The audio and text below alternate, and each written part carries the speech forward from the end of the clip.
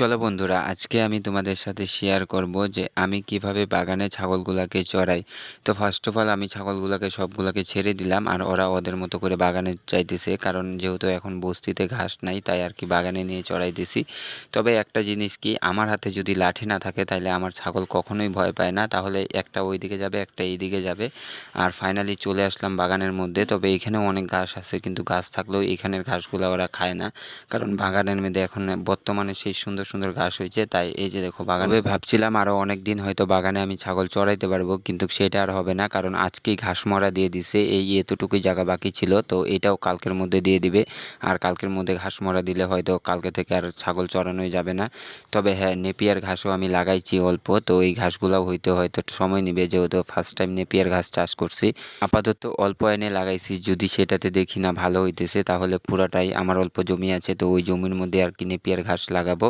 আর হ্যাঁ, আমি বর্তমানে এখন আবার আমার ফার্মটা একটু বড় করব, তার কারণ হলো যে আমার ছাগল হয়ে গেছে অনেক বেশি, ওই হিসাবে আমার ফার্মটা হয়েছে অনেক ছোট। দেশি ছাগলের কি, দেশি ছাগলকে যদি ছাইরে পালন করা যায় তাহলে ওদের স্বাস্থ্যটা খুব ভালো থাকে। আর যদি তুমি বন্ধ করে পালতে চাও যে না আমি ফিড দিয়ে দেশি ছাগল পালার চেষ্টা করব, তাহলে সেটাতে আমার মনে হয় না যে তুমি কখনো সফলতা অর্জন করতে পারবা।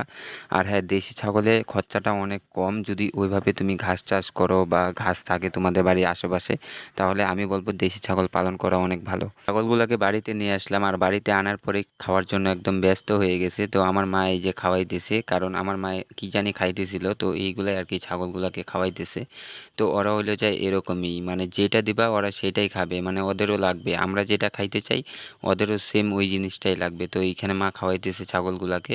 হ্যাঁ, তোমরা আমাকে অনেকেই জিজ্ঞাসা করো যে দাদা তোমার ছাগলের অসুখ বিসুখ কিরকম হয়। তো ওরকম অসুখ বিসুখ নাই, টুকটাক যা হয় তো আমার বাড়ির পাশে পশু ডাক্তার আছে, মানে আমার বাড়ির সামনেই আর কি, বেশি দূর না, তো অল্প দূরে। তাই আর কি আমি সবসময় চিকিৎসা করানোর চেষ্টা করি হাসপাতাল থেকে, কারণ আমার কাছে নিজের গাড়ি আছে, তো গাড়িতে করে নিয়ে চলে যাই, তো গাড়ি দিয়ে চিকিৎসা করে নিয়ে আসি। আর যদি বেশি অসুখ বিসুখের কথা বলো, তাহলে এই যে সবগুলা ছাগল যখন একসাথে থাকে তখন একটা আরেকটাকে মারে, তো ওইটাই ফুলে মানে পুচের মতো হয়ে যায়, তারপরে অপারেশন করতে লাগে। শুধু এই প্রবলেমটাই আমার ফার্মে বেশি দেখা দিতেছে।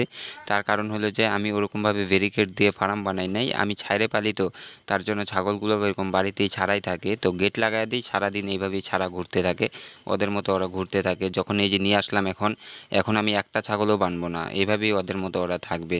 তবে হ্যাঁ, এরকমভাবে থাকলে তোমরা ভাবতেছো হয়তো বাচ্চা নষ্ট হয়ে যাবে গাব থাকলে মারপিট করলে, কিন্তু ওরকম কিছু হয় না। তবে ক্ষতি হওয়ার মধ্যে এটাই হয় যে ছোট বাচ্চাগুলো যারা আছে ওরা মারপিট করে ওদের মানে শরীরটা ওরা নিজেরাই ক্ষতি করে। আপাতত ছোট ফার্ম, তাই আর কি আমি ওরকমভাবে ব্যারিকেড বানাই নাই, কিন্তু হ্যাঁ আমার ওইরকম বানাইতে লাগবে ছোট বাচ্চাগুলোর জন্য, আর নাহলে ওরা নিজেরাই মারপিট করে ক্ষতি করে।